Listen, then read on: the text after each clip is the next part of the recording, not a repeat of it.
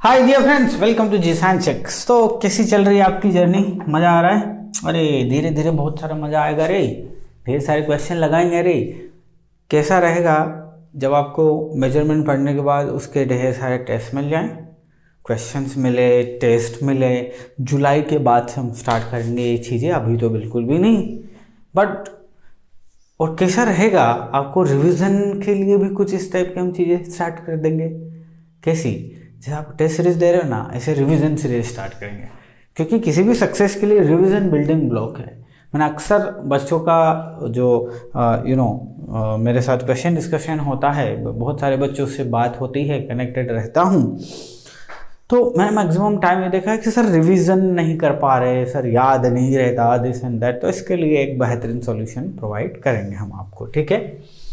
सो प्यारे बच्चे, आज का टॉपिक है एरर एनालिसिस। एरर देखेंगे कि एरर क्या है, कहानी क्या है, ठीक है, समझेंगे, रूपरेखा बनाते हैं ना। कॉन्सेप्ट को समझने के लिए टाइम दीजिए, क्वेश्चन लगने में टाइम नहीं लगेगा, ठीक है। स्पीड बढ़ा लीजिए, 1.5 कर लीजिए, ठीक है। एरर एनालिसिस की बात करते हैं। तो प्यारे बच्चे, आपका टास्क था कि आपको 10 एम्पियर का करंट मेजर करना। आप दुकान पे गए, आप A3 खरीद के लाए थे ना, एमीटर, याद है? एमीटर A3 खरीद के लाए थे ना। इस एमीटर से इस 10 एम्पियर को मेजर करवाया, तो इस एमीटर ने जो रीडिंग दी आपको, वो दी 9.5 एम्पियर। सपोज फॉर एग्जांपल 0.5 कहाँ गया? खा गया, ये मीटर खा गया। ये मीटर इतना ही एक्यूरेट था भाई कि ये 9.5 दिखा दिया। 10 एम्पियर मेजर करने की इसकी औकात नहीं है ना। तो समझिएगा ध्यान से, ये जो खा गया, ये जो डिफरेंस है, इसे क्या कहते हैं? एरर कहते हैं। क्या कहते हैं? एरर कहते हैं। ध्यान से देखो, समझो ध्यान से। आपकी जो I = 10 एम्पियर है ना, इसको ट्रू वैल्यू बोलते हैं राजा। क्या बोलते हैं? True value. याद रहेगा, ट्रू वैल्यू है ये, या फिर नॉमिनल वैल्यू भी बोल सकते हैं, या फिर नॉमिनल वैल्यू, या फिर एग्जैक्ट वैल्यू। जो मीटर से आपने मेजर किए ना, जो हकीकत है ना, ट्रू मतलब आइडियल है भाई, नॉमिनल है, आइडियल है, एग्जैक्ट है। बट जो हकीकत है उसको अपन बोलते हैं एक्चुअल वैल्यू। क्या बोलते हैं रे? एक्चुअल वैल्यू, या फिर मेजर्ड वैल्यू, या फिर मेजर्ड वैल्यू। कौन? ये भाई साहब, जो आपने मीटर से मेजर करी है। याद रहेगा, याद रख लेना। तो राजा, यहां पे आप क्या देख रहे हैं कि आपकी जो मेजर्ड वैल्यू है, IM मेजर्ड वैल्यू, चलिए ऐसा लिख देता हूं, I मेजर्ड, और आपकी ट्रू वैल्यू, इनके बीच का जो डिफरेंस है डिफरेंस बराबर नहीं है। इस डिफरेंस को हम बोलते हैं एरर। क्या बोलते हैं टेक्निकल वर्ड में? एरर। जैसे कि इस केस में मेजर्ड वैल्यू कितनी है? 9.5। ट्रू वैल्यू कितनी है? 10 एम्पियर। तो डिफरेंस जो एरर आया वो कितना है? -0.5 एम्पियर। सो ये माइनस भी हो सकती है, प्लस भी हो सकती है। ये मीटर यदि 10.5 रीडिंग देता, तो उस केस में प्लस आपकी एरर आती है। तो माइनस क्या इंडिकेट कर रहा है? माइनस ये इंडिकेट कर रहा है कि मेजर्ड वैल्यू जो है वो ट्रू वैल्यू से छोटी है, ट्रू वैल्यू से छोटी है, माइनस एरर है ना। अब ध्यान से देखो जरा, measured value minus true value you call the error. क्या? एरर। ये कौन सी एरर है? इस एरर को बोलते हैं absolute error. Error is there, absolute error. तो एब्सोल्यूट एरर आप इसको ऐसे नहीं लिख सकते क्या? कैसे? DI differential. आपका ये इक्वेशन है ना, डिफरेंस के फॉर्म में, दो क्वांटिटी का डिफरेंस आप ले रहे हो, और वो क्वांटिटी कौन सी है? आपकी मेजर्ड क्वांटिटी माइनस आपकी ट्रू क्वांटिटी। इस डिफरेंस को आपने बोला एरर। इसको एरर को आप एप्सिलॉन से भी डिनोट कर सकते हैं, ठीक है। लेकिन ये एरर जो है वो है एब्सोल्यूट एरर, ध्यान रखिएगा। कौन सी एरर है ये? Absolute error. समझ में आ गया? अब ये जो एरर है जिसे आपने एब्सोल्यूट एरर बोला, जिसे आपने एप्सिलॉन से डिफाइन किया या डी से डिफाइन किया, है ना, इसको एब्सोल्यूट एरर भी आपने बोला। ये जो है ये पॉजिटिव भी हो सकती है और नेगेटिव भी हो सकती है। पॉजिटिव भी हो सकती है, नेगेटिव भी हो सकती है। आपका मीटर जिसे 10 एम्पियर मेजर करवा रहे हो, वो मेजर्ड वैल्यू या एक्चुअल वैल्यू, हकीकत में जो वैल्यू है वो 10.5 दे दे, उस केस में पॉजिटिव एरर आएगी। पॉजिटिव एरर से अपन समझ जाएंगे कि मीटर ज़्यादा तेज चल रहा, भाई मीटर ज़्यादा दिखा रहा, जो है उससे ज़्यादा दिखा रहा पॉजिटिव, जो है उससे कम दिखा रहा नेगेटिव एरर। समझ में आ गई बात? अब देखो जरा ध्यान से, अब आपने एरर के लिए एक चीज डिफाइन कर ली, measured value minus true value, ठीक है। अब सपोज इस एब्सोल्यूट एरर को with respect to true value देखें, मतलब परसेंटेज वैल्यू की बात करें, तो उसे रिलेटिव एरर बोलते हैं। क्या बोलते हैं? रिलेटिव। रिलेटिव मतलब विथ रिस्पेक्ट टू समथिंग, है ना। So relative error, relative error, relative error मतलब जो भी आपका एब्सोल्यूट एरर आया है, जो भी एब्सोल्यूट एरर आपका आया है, उसको with respect to true value consider यदि आप कर लो, with respect to true value उसको देखो, उस डिफरेंस को, जो एरर आया है वो with respect to true value देखो, तो उसको रिलेटिव एरर बोलते हैं। रिलेटिव एरर बोलते हैं मतलब क्या कि जैसे आपका ट्रू वैल्यू था 10, आपने मेजर किया तो आपका आया 9.5, आपने एरर निकाली तो y 0.5, भूल जाइए प्लस माइनस के साइन को, है ना, मैग्नीट्यूड की बात कर रहे हैं हम। ये सारी चीज़ें आप समझ रहे हो मैं क्या लिख रहा हूँ। ये ट्रू वैल्यू है, मेजर्ड वैल्यू है, ये एरर है। अब देखो जरा रिलेटिव एरर, ये जो 0.5 आया ना, इसको यदि आप विथ रिस्पेक्ट टू 10 लिख दो, with respect to 10, so this we call the relative error. Percentage में लिखें जरा, परसेंटेज में लिखने के लिए 100 से मल्टीप्लाई कर दीजिए, तो ये 1 से ये कट गया तो ये आया 5%। तो देखो रिलेटिव एरर कितनी है? 5%। मतलब आपके इंस्ट्रूमेंट A3 5% एरर जनरेट करता है, 5% एरर जनरेट करता है, 5%। तो ये 5% ये रिलेटिव एरर है, with respect to true value लिया गया है। समझ में आ गई बात? बराबर है इतनी बात। तो इसका मतलब परसेंटेज रिलेटिव एरर यदि आपको लिखना हो, परसेंटेज रिलेटिव एरर यदि आपको लिखना हो, तो उसको क्या लिख सकते हैं? True value minus measured value upon true value, जो भी आपने मेजर किया है क्वांटिटी, उसमें आप 100 का मल्टीप्लाई कर दो, तो ये क्या हो गई? रिलेटिव एरर होगी, है ना। तो दो चीज आपको ध्यान रखना है। नंबर एक एब्सोल्यूट एरर, एब्सोल्यूट एरर, है ना। दो फॉर्मेट देखे आपने, या तो एब्सोल्यूट एरर जिसे आप DI या डिफरेंस के फॉर्म में लिखेंगे, ये A एम्पियर के लिए मैंने ले लिया या A क्वांटिटी ले ली, तो उस क्वांटिटी की मेजर और ट्रू के बीच का डिफरेंस एब्सोल्यूट एरर हो गया। और एक हो गया रिलेटिव एरर, एक हो गया रिलेटिव एरर।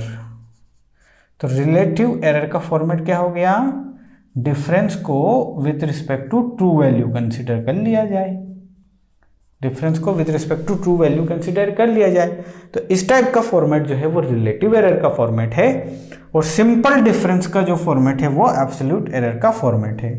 ध्यान रहेंगे इतनी बातें, आसान है ये दो चीजें ध्यान रखना, बड़े काम की है। सर ये कहानी समझ में आ गई सर। रिलेटिव एरर को आप एप्सिलॉन r से भी डिनोट कर सकते हैं, जैसे कि आपने एब्सोल्यूट एरर को एप्सिलॉन से डिनोट किया, तो इसको चाहे तो एप्सिलॉन r से डिनोट कर सकते हैं। दोनों का फॉर्मेट याद रखना बहुत जरूरी है ना। रिलेटिव एरर का format DA by actual value है, और इसका जस्ट DA है। इतनी बात आपको समझ में आ गई? अब जरा ध्यान से देखना, रिलेटिव एरर की मैं बात कर रहा हूं, ठीक है। और वो क्या होती है? रिलेटिव जो लिमिटिंग एरर है करंट आप जो भी वैल्यू लेना चाहे करंट ले लें, एक मैं नॉर्मल वैल्यू ले लेता हूँ A। सो इसका जो मेजर्ड वैल्यू है माइनस इसका जो ट्रू वैल्यू है डिवाइड बाय ट्रू वैल्यू गुणा 100, यदि आप इसे परसेंटेज में लिखना चाह रहे हैं। सो ये परसेंटेज रिलेटिव एरर हो गया, ठीक है। थोड़ा सा इसमें मैं कुछ करना चाह रहा हूँ, इसको डिवाइड करते हैं, ये बन गया AM/80 माइनस 1 गुणा 100। Is it correct? ये है परसेंटेज रिलेटिव एरर। इतनी कहानी क्लियर है, ठीक है। अब मान लो परसेंटेज में नहीं लिखते तो डायरेक्ट रिलेटिव एरर जो हो गई वो क्या हो गई, AM/80 माइनस 1। इसमें कोई आपत्ति? सिर्फ AM/80 को लिखना हो तो आप क्या, इसकी वैल्यू क्या आएगी, AM/80 is equal to 1 plus epsilon R, 1 plus epsilon R, ठीक है। अब देखना जरा ध्यान से देखना, ध्यान से देखना, यहाँ से यदि 80 की वैल्यू आपको लिखना होती तो क्या होती, 1 प्लस एप्सिलॉन आर गुणा AM, ठीक है। अब ट्रू वैल्यू कभी भी मेजर्ड वैल्यू नहीं होती है ना, ट्रू वैल्यू मेजर्ड वैल्यू उससे कम रहेगी या ज़्यादा रहेगी या एग्जैक्ट नहीं हो सकती ना। तो ये है ट्रू वैल्यू, ये ट्रू वैल्यू और ये मेजर्ड वैल्यू। मेजर्ड वैल्यू में किसी पर्टिकुलर क्वांटिटी का यदि गुणा कर दिया जाए तो ट्रू वैल्यू मिल जाएगा। फॉर्मेट समझ रहे? मेजर्ड वैल्यू में एक पर्टिकुलर क्वांटिटी का यदि मल्टीप्लाई कर दें तो ट्रू वैल्यू मिल जाएगा। ध्यान से सुनिएगा, एक इंस्ट्रूमेंट है जिसे कुछ मेजर कर रहे हैं, वो ट्रू रीडिंग तो नहीं दिखाएगा, वो तो मेजर्ड रीडिंग दिखाएगा। तो मेजर्ड रीडिंग यानी कि एरर विल बी देयर। तो यदि आप उस इंस्ट्रूमेंट को करेक्ट करना चाह रहे हैं, भाई 10 एम्पियर मेजर करेगा तो 10 ही दिखा, तो 10 एम्पियर दिखाना चाह रहे हैं, मतलब मेजर्ड वैल्यू को ट्रू बनाना चाह रहे हैं, तो किसी पर्टिकुलर फैक्टर से मल्टीप्लाई करना पड़ेगा। इस फैक्टर को मैं बोलता हूं करेक्शन फैक्टर। क्या? Correction factor. So correction factor आपकी मेजर्ड वैल्यू के साथ यदि मल्टीप्लाई करोगे तो ये क्या बनता है, आपकी ट्रू वैल्यू बन जाता है। तो करेक्शन फैक्टर यहां से क्या निकला sir, correction factor is nothing but 1/1 plus epsilon r. तो कभी एग्जामिनेशन में पूछे आपसे, एप्सिलॉन आर की वैल्यू दे दिए जाए आपको, रिलेटिव एरर की वैल्यू दे दे आपको, और आपसे पूछे what is the correction factor, तो बाकी लोग तो सोच में पड़ जाएंगे, बट आप आंसर करके आएंगे, यस और नो। छोटी सी चीज थी, पूछी नहीं गई है कभी, लेकिन यदि पूछ लेगा तो आप लोग तो करके आएंगे ना प्यारे बच्चे। चलिए, ये वाली मैंने बात कर ली, ठीक है, मैंने एरर की बात कर ली। अब एरर की यदि मैंने बात कर ली, मैंने एरर के बारे में सारी बात कर ली, एरर क्या होती है वो भी समझा दिया। अब कोई सा भी इंस्ट्रूमेंट बनाया उसमें एरर होगी, इस बारे में भी हमने डिस्कशन कर लिया। कोई सा भी इंस्ट्रूमेंट बनाओ, एमीटर बनाओ, वोल्ट मीटर बनाओ, रेजिस्टेंस मेजर करने के लिए कुछ रजिस्टिव मेजरमेंट इंस्ट्रूमेंट्स बनाओ, error will be there.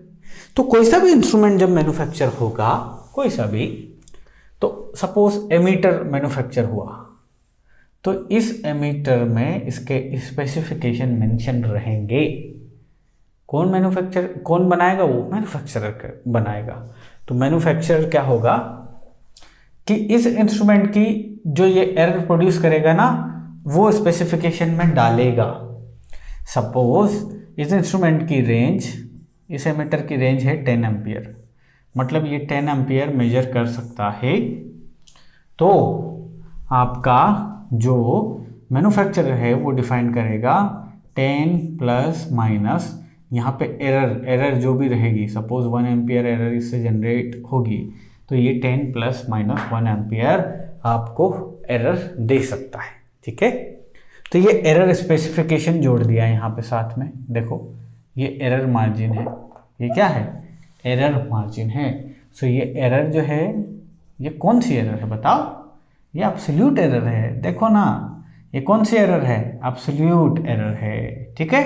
But यदि परसेंटेज में दी हुई होती तो आपने एक दूसरा एमीटर खरीदा, उसमें लिखा था, उसमें क्या लिखा था, उसमें लिखा था 10%, इस टाइप से लिखा था।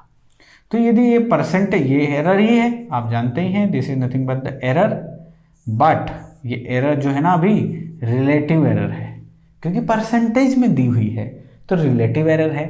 विदाउट परसेंटेज एब्सोल्यूट वैल्यू में दे तो एब्सोल्यूट एरर है। इसी ध्यान रहेगी। बहुत ही इंपॉर्टेंट बात बता रहा हूँ, बहुत बहुत बहुत इंपॉर्टेंट बात बता रहा हूँ।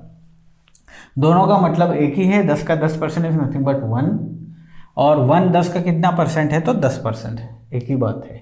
तो या तो ऐसे लिख दे या ऐसे लिख दे। तो यदि ऐसे लिखी हुई तो समझना है ये रिलेटिव एरर है, और एब्सोल्यूट वैल्यू के फॉर्म में ली हुई तो एब्सोल्यूट एरर है, ध्यान रखना। अब देखो मुद्दे पे आता हूं। आपका मैन्युफैक्चरर आपको बोला कि सर ये मीटर ले जाओ और इस मीटर का स्पेसिफिकेशन ये है 10 ± 1 एम्पियर, है ना।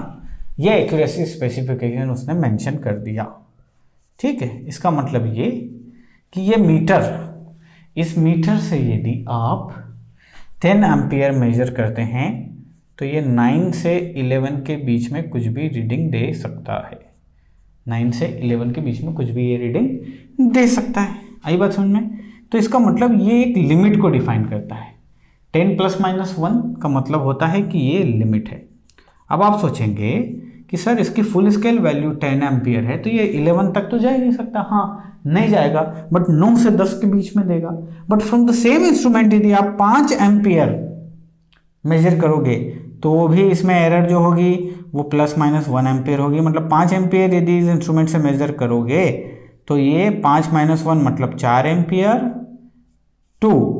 5 + 1 यानी कि 6 एम्पियर, इसके बीच में वैल्यू देगा, क्योंकि इसमें एरर इन्वॉल्व है। हर एक इंस्ट्रूमेंट में एरर होगी। उससे आप एग्जैक्ट 5 एम्पियर मेजर करने जाओगे तो वो 4 से 6 के बीच में आपको वैल्यू देगा, ट्रू वैल्यू नहीं देगा। इसका मतलब इसमें एरर इन्वॉल्व्ड है, और यस एरर इन्वॉल्व है इसलिए उसने एरर डिफाइन कर दी। एरर यदि ऐसे डिफाइन करे तो एब्सोल्यूट, ऐसे करे तो रिलेटिव। इतना बात आपको भेजे में घुस गई ना? यदि घुस गई है तो अब मेरी बात को समझना, जो भी अभी बोलने जा रहा हूं, ध्यान से सुनिए। ये जो एरर स्पेसिफिकेशन है ये आपका मैन्युफैक्चरर डिफाइन करेगा। उस मीटर के बारे में मैन्युफैक्चरर बताएगा कि सर ये मीटर ले जाओ, ये 10 ± 1 एम्पियर का स्पेसिफिकेशन के साथ है। तो मैन्युफैक्चरर यदि इसको मेंशन कर रहा है मतलब वो आपको गारंटी दे रहा है इस बात की कि मेरा मीटर ±1 एम्पियर से बाहर की एरर जनरेट नहीं कर सकता। मतलब आपका मैन्युफैक्चरर आपको गारंटी दे रहा है किस बात की? इस एरर की। इस एरर की वो क्या दे रहा है आपको? गारंटी कि भाई साहब ये ले जाइए आप, आपकी एरर इससे बाहर नहीं आएगी। रुकिए समझाता हूं। आओ इधर। आप ये इंस्ट्रूमेंट लेके आ गए, आपने 5 एम्पियर करंट मेजर करवाया, ट्रू वैल्यू है ये, this is the true value, ठीक। अब आपने इसको जब इस मीटर से मेजर करवाया, आपके मीटर ए से, तो इस ए ने जो रीडिंग जनरेट करी वो करी 7 एम्पियर की। इसने रीडिंग जो जनरेट करी वो 7 एम्पियर की जनरेट करी। अब आपका मैन्युफैक्चरर बोला आपको कि ये ±1 एरर से ज़्यादा नहीं देगा। मतलब इसका एरर स्पेसिफिकेशन उसने दे दिया ±1 एम्पियर। मतलब यदि 5 एम्पियर मेजर करवाना चाहोगे तो ये 5 - 1 से 5 + 1 यानी कि 4 to 6 एम्पियर के बीच की वैल्यू देगा, इससे बाहर नहीं देगा। बट इसने 7 एम्पियर दे दी। अब आप मैन्युफैक्चरर के खिलाफ केस ठोक सकते हो, क्योंकि मैन्युफैक्चरर ने जो बोला वो यहाँ पे हुआ नहीं। मैन्युफैक्चरर जो ये एरर देता है ना उसकी गारंटी लेता है। तो ये जो एरर उसने दिया, डिफाइन किया, इसको हम बोलते हैं गारंटी एक्यूरेसी एरर। क्या बोलते हैं?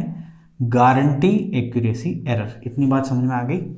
ये मैन्युफैक्चरर ने उसकी सील के साथ गारंटी दी आपको किस बात की? जैसे जी सेंटर आपको क्वालिटी कंटेंट देने की गारंटी दिया है ना, सिमिलरली मैन्युफैक्चरर किसी भी इंस्ट्रूमेंट के एरर स्पेसिफिकेशन को डिफाइन करने के लिए उसकी गारंटी एक्यूरेसी एरर देता है। वो बोला ±1 एम्पियर का करंट एरर है, तो ये हमेशा रहेगा, ये कभी भी वायलेट नहीं होगा। तो guarantee accuracy error given by the manufacturer, और ये गारंटी एक्यूरेसी एरर हमेशा फुल स्केल वैल्यू पे दी जाएगी, हमेशा फुल स्केल वैल्यू पे दी जाती है गारंटी एक्यूरेसी एरर। क्या बच्चा? गारंटी एक्यूरेसी एरर कहाँ दी जाएगी? हमेशा फुल स्केल वैल्यू पे।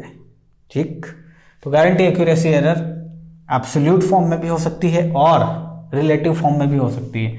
मतलब गारंटी एक्यूरेसी एरर जो उसने डिफाइन की है वो एब्सोल्यूट फॉर्म में भी हो सकती है और वो आपकी रिलेटिव फॉर्म में भी हो सकती है। समझ में आ गई बात? अब जरा ध्यान से, बड़ा क्रूशियल पॉइंट है, ध्यान से सुनना बच्चे। 10 एम्पियर बाजार से खरीद के लेके आए जिसका एरर स्पेसिफिकेशन ये है। अब आप फॉर श्योर हो कि 1 एम्पियर का इसमें हमेशा एरर रहेगा।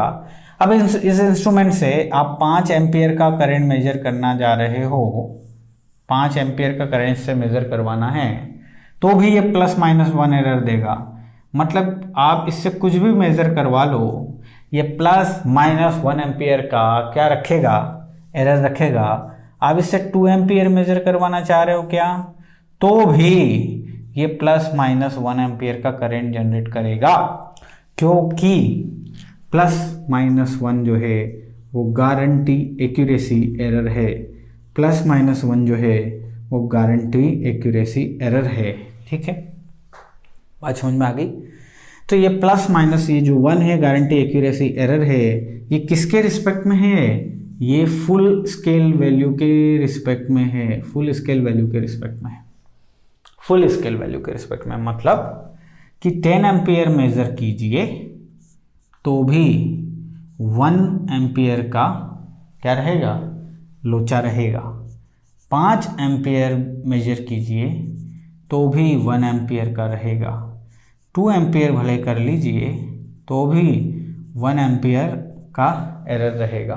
ठीक है, सो आप एरर को यदि फुल स्केल वैल्यू के रिस्पेक्ट में देख रहे हो तो वो एरर तो जीएई हो गया, लेकिन उस एरर को आप मेजर्ड वैल्यू के रिस्पेक्ट में देखें। नहीं समझे? अरे 1 एम्पियर जो करंट है, एरर जो है वो 2 वैल्यू के रिस्पेक्ट में देखोगे तो गारंटी एक्यूरेसी एरर बोलोगे, लेकिन इसी 1 एम्पियर करंट को यदि इस मेजर्ड वैल्यू के रिस्पेक्ट में देखोगे तो क्या कहलाएगी? Limiting error. क्या कहलाएगी? Limiting error. समझना ध्यान से मैं क्या बोला। देखो ये 1%, ये सॉरी 5 ±1, इस एरर को परसेंटेज में लिखना होता तो कैसे लिखते? 5 का x% 1 एम्पियर होता है। इसकी वैल्यू निकाल रहे हैं कि ये कितना परसेंट है 5 का, तो यहाँ से x इक्वल टू कितना आया? 20%। 20%, यानी कि ये जो एरर है ये 1 एम्पियर, ये 20% एरर है, 20%। बट किसके रिस्पेक्ट में? इसके रिस्पेक्ट में, 5 के। बट इस एरर को यदि आप फुल स्केल वैल्यू के रिस्पेक्ट में देखा तो कितनी आती? अरे 10% आती रे। 10% मेंशन है ना फुल स्केल के रिस्पेक्ट में। ठीक है, अब इस केस में देखते हैं। इस केस में ये 1 एम्पियर 2 का कितना परसेंट है, कैसे निकालते हैं परसेंट? 2 का x% 1 होता है, तो x की वैल्यू यहां से कितनी आ गई? 50%। कितनी आ गई बच्चे? 50%। मतलब ये जो एरर है ना, ये जो एरर है ये 50% है, बट किसके रिस्पेक्ट में? इसके रिस्पेक्ट में। अब आपने तो बोला 1 एम्पियर जीएई है सर, ये तो गारंटी एक्यूरेसी एरर है।